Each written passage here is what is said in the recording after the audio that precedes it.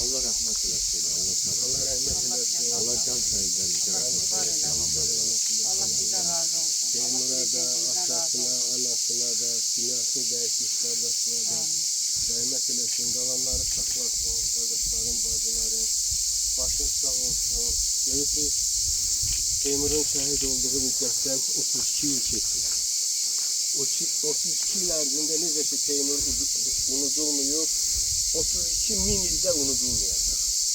Məhz şəhidlər ona görə müqəddəsdirlər ki, onlar heç vaxt unudulmayacaq. Nə qədər elimiz var, nə qədər obamız var, necə bu millət var, necə bu xalq, dövlət var, həmişə şəhidlər xatırlanacaq. Gördüyünüz kimi biz də həmişə onların əziz xatirəsini yad edirik, öz ehtiramımızı bildiririk, öz valideynlərinin də gələrkən dünyasını dəyişmişlərin də xatirəsini yad edirik, qalanlara təsəlli veririk və deyirik ki, dövlətimiz, hökumətimiz, möhtərəm prezidentimiz bir anda olsun şəhidləri unutmur.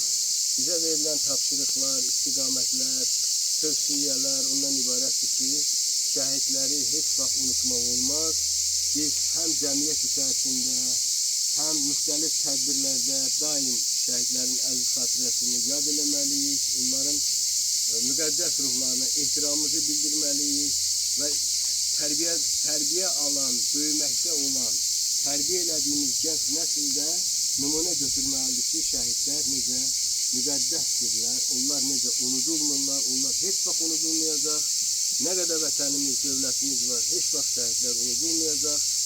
Onların bizə verdiklərinin əvəzində bizim onlar üçün elədiklərimiz çox xırda bir işlerdir. Onları da biz hesab edirik ki, elimizden gelen bunlardır. Bu da o cümleden bugün Cənab Prezidentin köməyi, dəstəyiyle şəhidimizin məzarına gelen yolun asfaltlanması, şəhidimizin vətəninə gelen yolun asfaltlanması da bu qəbildən olan məsələlərdəndir. Hamımızın adından bir daha Teymur'a Allah'tan rəhmət, bütün şəhidlərə Allah rəhmət edirik. Başımız sağ olsun. Allah rahmet eylesin. Allah sizleri var eylesin. Allah prezidentimize ömür versin, hanımına ömür versin. Dəyər verdiyiniz üçün yollar bərpa olundu, 30 ildir. Ümumiyyətlə mən bu kənddə böyümüşəm, yəni burada şərait çox bərbad idi. Allah sizləri var eyləsin ki, şəhidimizə dəyər verdiyiniz üçün bu yollar da bərpa olundu, var olasın. Siz de sağ olun. Allah şəhidlərimizi rəhmət eləsin. Bu bizim üçün bir qürur yerimizdir. Sağ olun. Tək sizin yox, hamımız.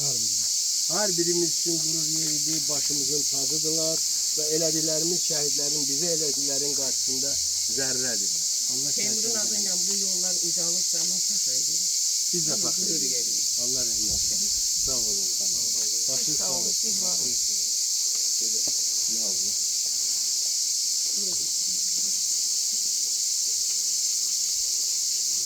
اللهم اغفر للمؤمنين والمؤمنات والمسلمين والمسلمات الأحياء منهم والأموات بحق محمد وآله وبالفاتحة والصلوات